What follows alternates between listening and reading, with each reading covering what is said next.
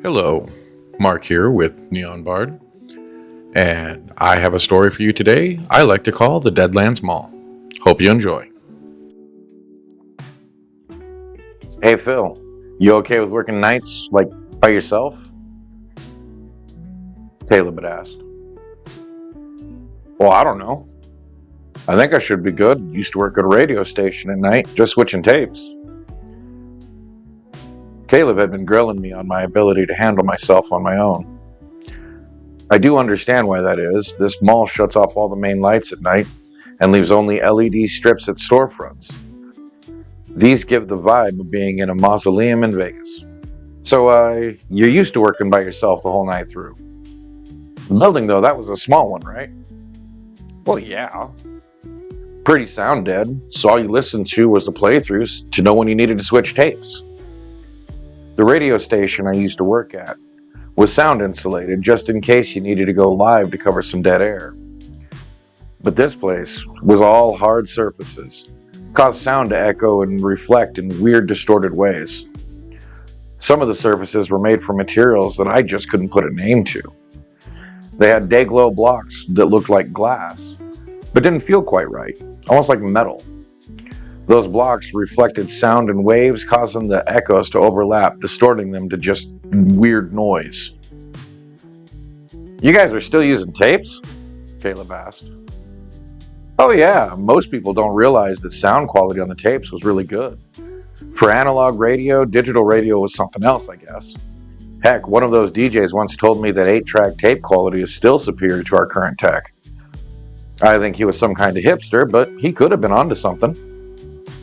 Caleb is my trainer, and I just got a new job working nights at a mall after being laid off from the radio station. And this being my first night, I had assumed some getting to know you type stuff, but not these strange questions. Ain't that something? Well, I just wanted to make sure that we don't find you cowering in a janitor's closet when your relief shows up. That's oddly specific, sir. Something I should know? Well, yeah, in big empty malls, things happen. Take the name of this place, Deadlands Mall. That set this one guy off. He couldn't get over it. Sure, it's not the most pleasant name to give a mall, but all this used to be the site of a chemical dump. Don't worry, all the chemicals were scoured out. It's what you call a Superfund site.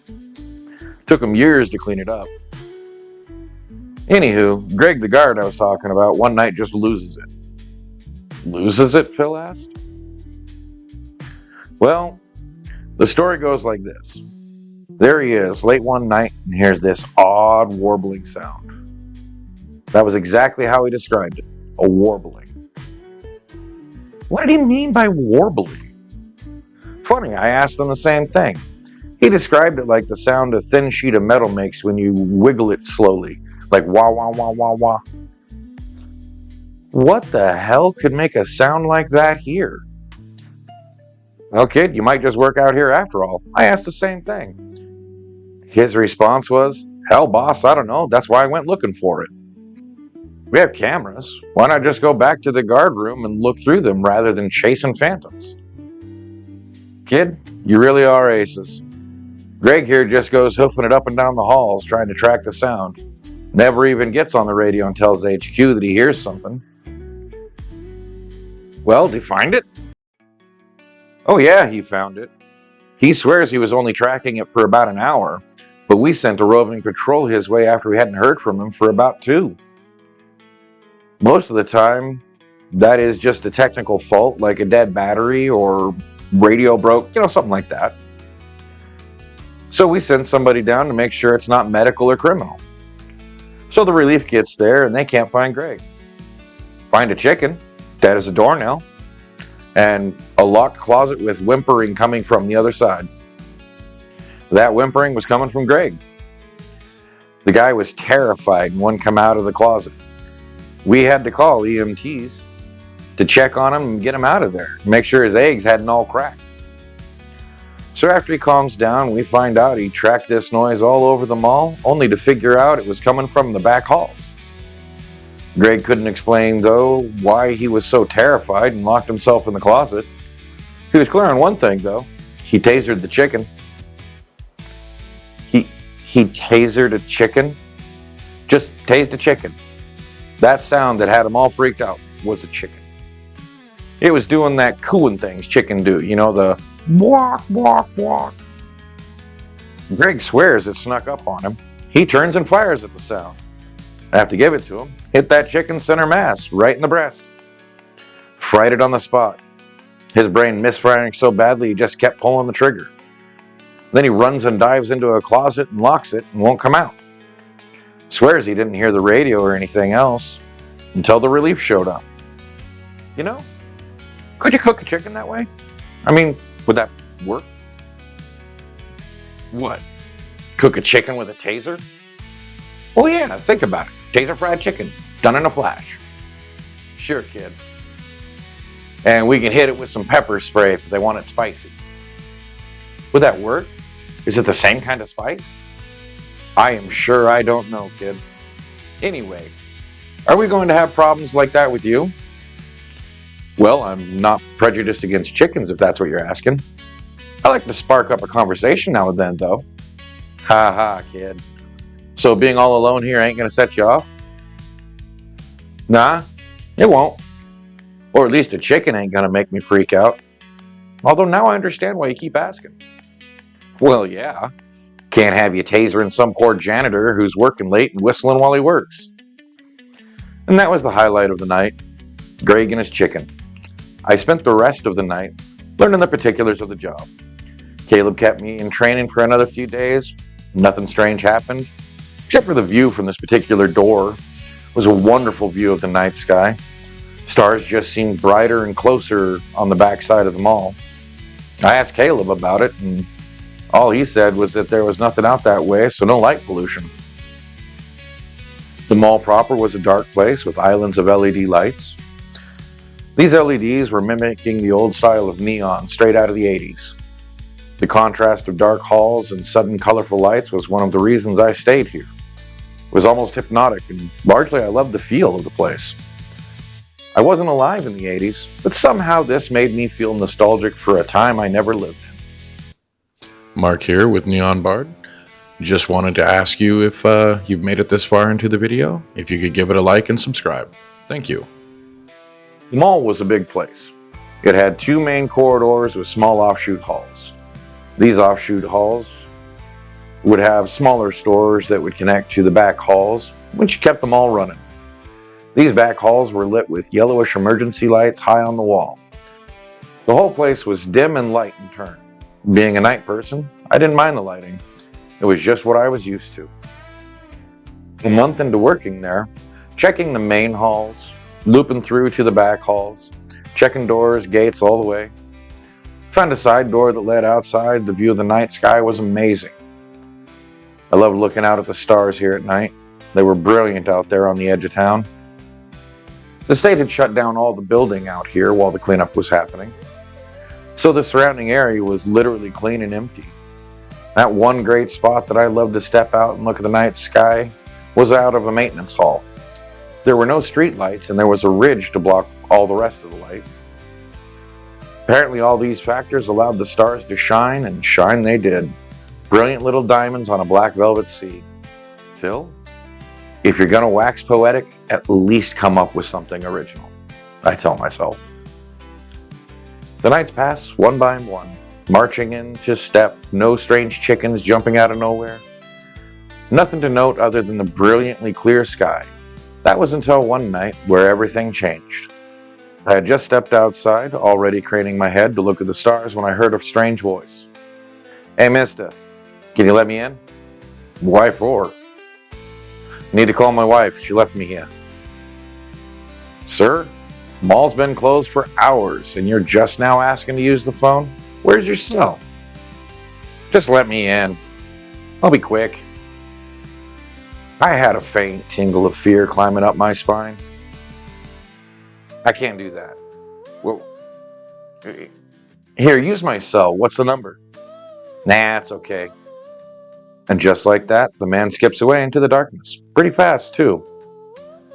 I yelled after him, "What the hell, man? Hey, where you going?" but the man was out of sight. This would be my first encounter with the man, and over the next few weeks I saw him in the distance watching. I had begun to radio that I was stepping outside, and radioing when I was back inside every time now. The man would just pop up like that. It scared the crap out of me every time. I had to play it safe from here on. And creepily, that man, or someone who looked exactly like him, would just be on the edge of the lot watching. Every time I called out or made any motion that I saw him, he'd just stand there, still as a statue. Yelled at him one night. "Hey man, you shouldn't be out here," I yelled one time. The man just flipped me off. And we're talking about a man that was like 40 years old. Even worse was the feeling of fear that would hit me every time I saw him. I don't know what was under that hat. Just know that they were watching me while I was alone. A while later, I saw the man in the cameras as I was watching the parking lot. So I decided to walk up to the big doors of glass at the front and watch him back. Again, he saw me and flipped me the bird. Then a car came out of the darkness. It was long and black, and the headlights were like a purple hue. Stopped, and the man hopped in. Then the car sat there for a second, revved its engine, and peeled out. It was picking up speed like it was going to ram the doors, and at the last second, before hopping the curb, it just turned and raced off into the night. I was stunned.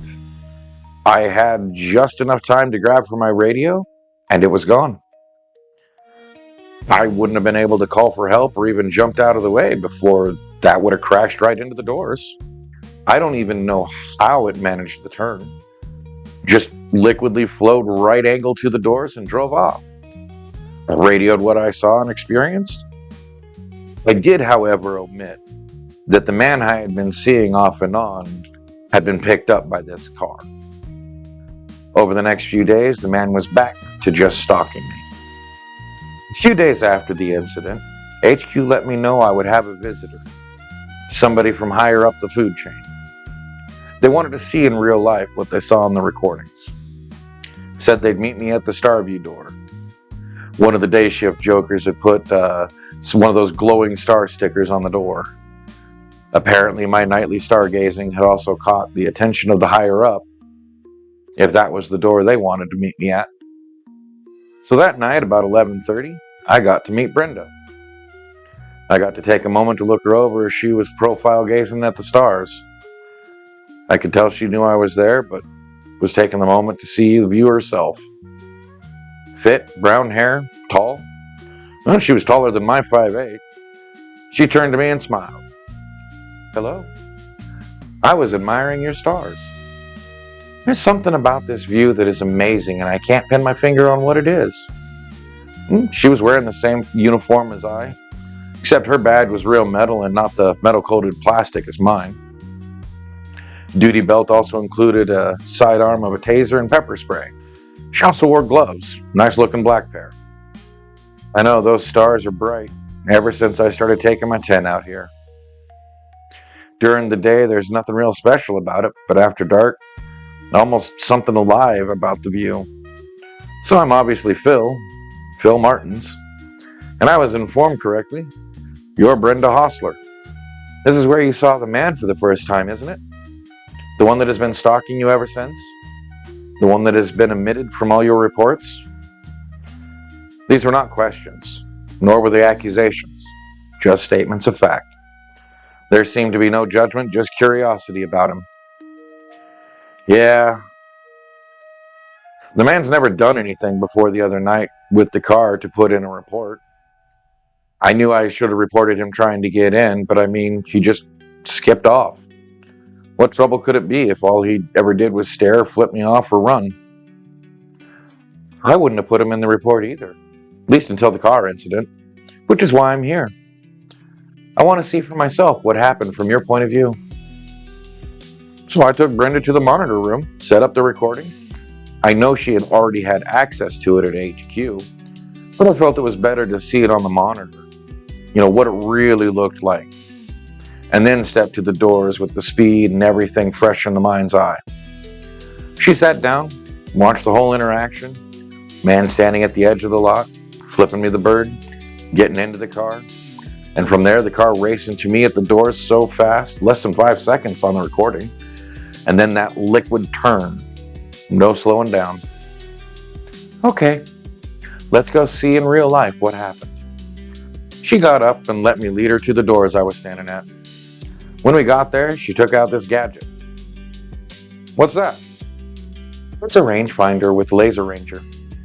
You walk to where the man got into the car, and I'll hit you with the laser to find out how far the car had to travel in that 3.5 seconds. 3.5 seconds? Is that how long it took? For the car to go from the edge of the parking lot to the doors? Only 1.75 seconds to leave the frame of the camera after the turn. I did as I was asked and walked to where I saw the man. I saw her point that thing at me. Then she waves me in, and once I got back, she walked to the other spot. I guess it was about where the car left the frame. So how far did that car go in the 3.5 seconds? 250 feet. That makes it a 3-second car. So doable, but high-end sport package. That turn though, and then out of frame in 1.75 seconds? That is the real problem. It's less than 20 feet, 19.03 to be exact. That is no loss of speed in the turn.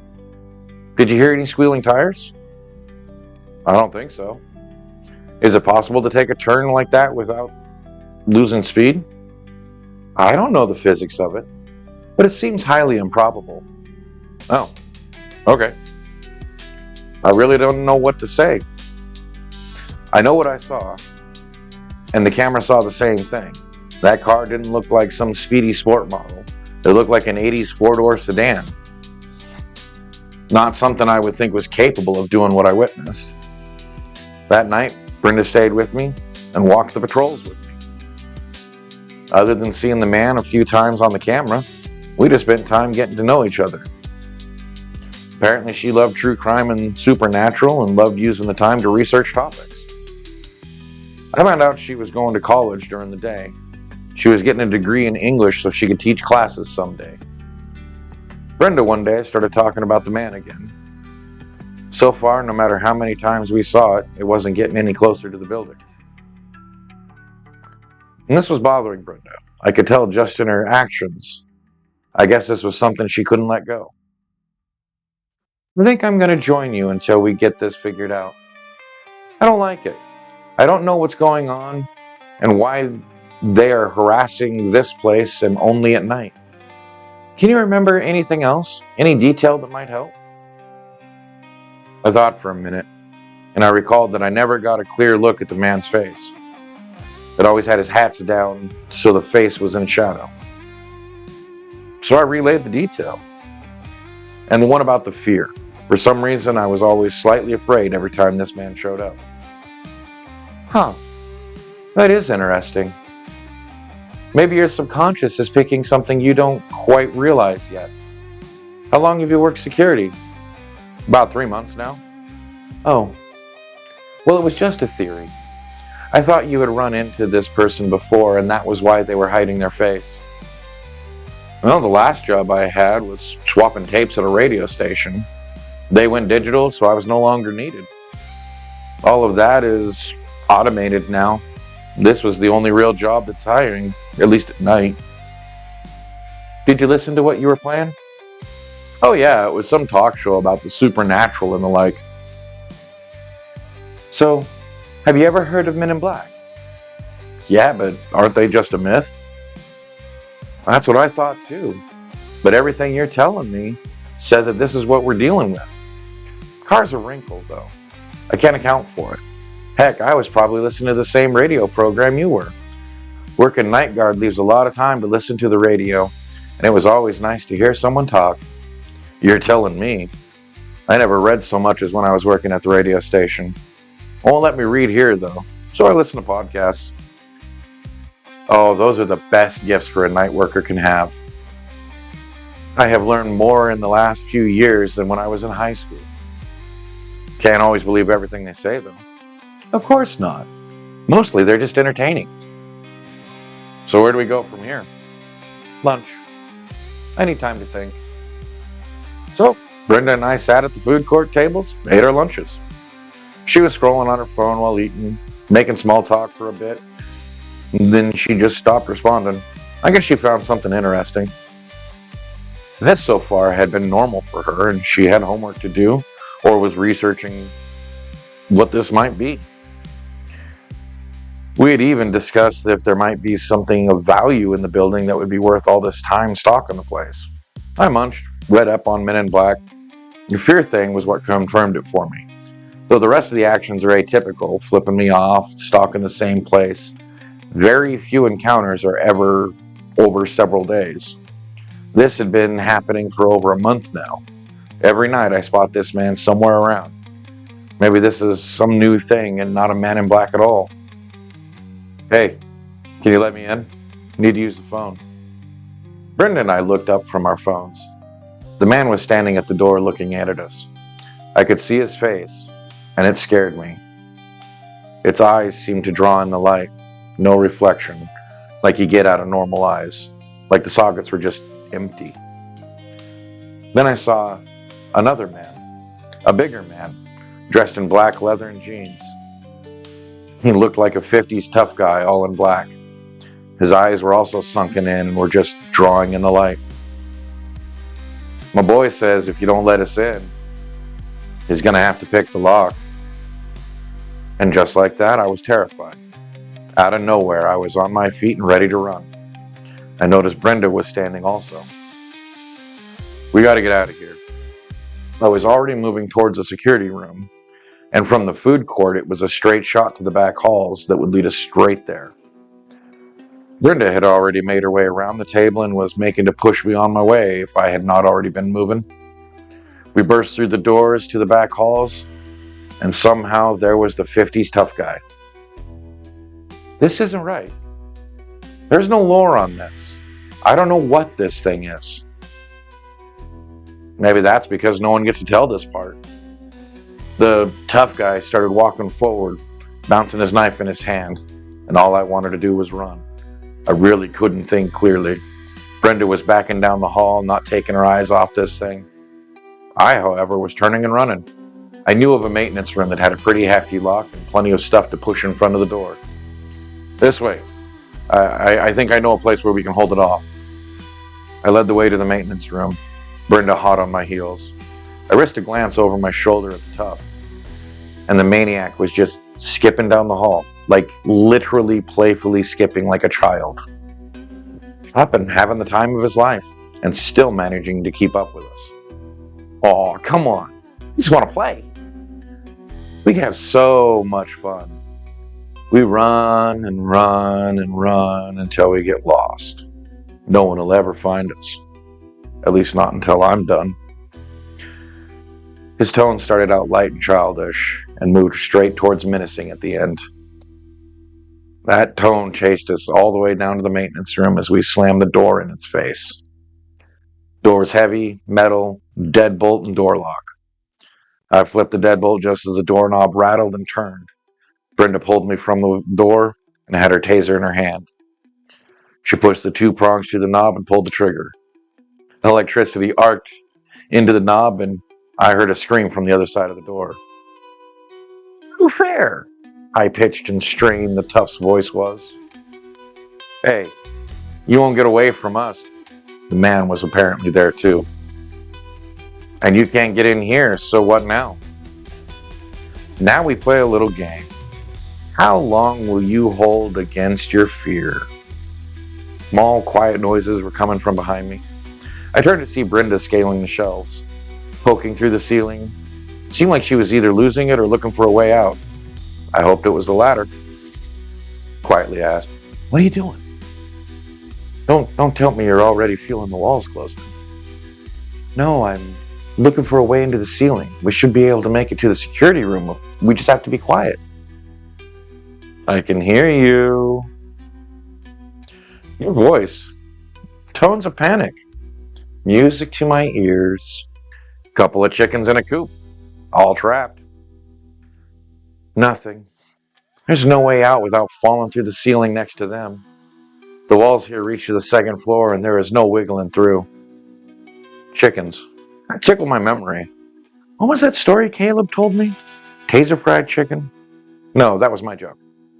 Greg shot a chicken with a taser, and he killed it. Where did the chicken come from? Isn't all the land around here dead? Hey, are there any farms around here? Not for miles. The few farms out this way are a long way off. The soil around here is dead as a doornail, remember? Well, that's what I thought. So how did Greg shoot a chicken? How would a chicken even get in here from miles away? What do you mean, a chicken? Who told you about a chicken? Caleb told me the story of how Greg shot a chicken with his taser. Greg said he shot a chicken dead, but no one ever saw or found a chicken. Animal control was all over the place and never found it. So what if this chicken he shot was a man instead? And the warbling he heard was the insane whispers of that man. That could be why Greg couldn't stand to be here anymore. Hey, chickens, what you talking about? Huh? Who's going to be the first to step out and get what they deserve? I believe it'll be the man, in a misguided attempt of heroics. You need to shoot the man with your taser. How we're going to do that, I don't know. How about you play into a story? You open the door and I hide behind you. Brenda, I don't know if you noticed, but you're taller than me. It would be a little hard for you to hide behind me. How about I hide behind you? Can you shoot? Yep. Not great, mind you, but at this range it shouldn't be hard to hit something. Good. Get ready. Brenda handed over a taser, stood in front of the door. I crouched behind her, trying to aim the taser under her upturned arms. Brenda reached forward, unlatched the bolt, and opened the door. Happened so fast, the door swung open, and as soon as I saw those black villainous eyes, I shot. The man lit up in an eerie purple light, twitching and spasming, reached out and latched onto the tough's arm. That was a blast of pale fire. All of a sudden, they were gone. Poof. No smoke, no ash, not a trace left. I was a mess, I'm not gonna lie. I was surprised they didn't have an accident. Brenda was already walking forward, looking for clues. Nothing. Not even a scent. I was expecting that smell of ozone you get from electronics, you know? You sure? Right? How are you so calm? We just fried a couple of people, and you're just calm. Your first mistake is seeing them as human. They were not. Your second is that you think we killed them. That taser's not really lethal. Sure, repeated use can have a lethal reaction in some cases. There is no way it could vaporize two people. So what we saw was something else entirely. My theory is they teleported, or something like it. And the rest is pretty anticlimactic. Police showed up, reviewed our recording, found nothing. The recordings were all corrupted, just like what happened to Greg. Caleb had called the cops because we were not responding to call-outs. We had missed check-ins, and after 3 hours, they decided something was seriously wrong. 3 hours. There's no way it could have been 3 hours. We were in the hall, in the janitor's closet. Maybe 10, 15 minutes, open the door. Yeah, there's no way it could be 3 hours. But that was the end of it. I still walk the mall. Brenda keeps in touch. She's decided that teaching English is not what she wants to do. She's actually thinking about becoming a folklorist. Caleb's still around and about. Mall's been quiet. That was until tonight. I found a letter taped to my star door. Yep, I still take my quick breaks back out there. The letter was addressed to me by name. Dear Phil, I'm glad you didn't run off and get some other job after our encounter. I had high hopes for Greg, but he chickened out. You, however, have proved to be made of sterner stuff. I hope to get Brenda back here too. And when I do, I plan to show the two of you a whole new world. You see, I'm looking for a special type of people. Individuals who can think beyond their fear. I have need for such people. I cannot offer more information just yet. Just know that I can and will teach you the real nature of reality. See you soon, Men in Black. And that was all it was. I don't know what to make of the letter. I know Brenda said whatever the man wasn't human. I've already talked to her about the letter. She thinks that the Man in Black and that we may need to keep a watch out. She thinks more strangeness will be around the corner. I wish this inn could be more satisfactory, but that's all I have. So just in case, I've left this journal in my locker, and if I disappear someday, this will be the record I leave behind. Caleb, this you? Be careful at the star door. I believe this all has something to do with that particular view. Whatever is going on has affected the stars out there. In the event of my disappearance, please find some way to get this out there to the people and let them know what has happened. Mark here with Neon Bard. Hope you enjoyed the video. If you did, please give it a like and subscribe. Let me know what you think in the comments down below. Sleep the dreams.